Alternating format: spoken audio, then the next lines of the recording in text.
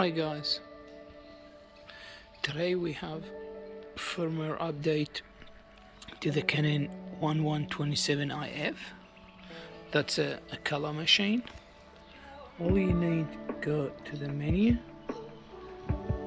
management setting, put your probably default password and username will be 7654321.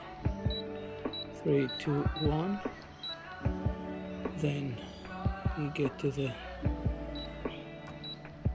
license and others, update firmware via PC, via internet, or version information if you want to know the information of this firmware, if you have any idea with it, because main board in on decon and language, or via internet.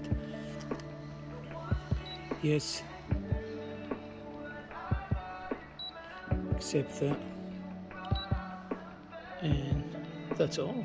And you just wait until the firmware is finished, restart back to normal, and that's it. Thank you.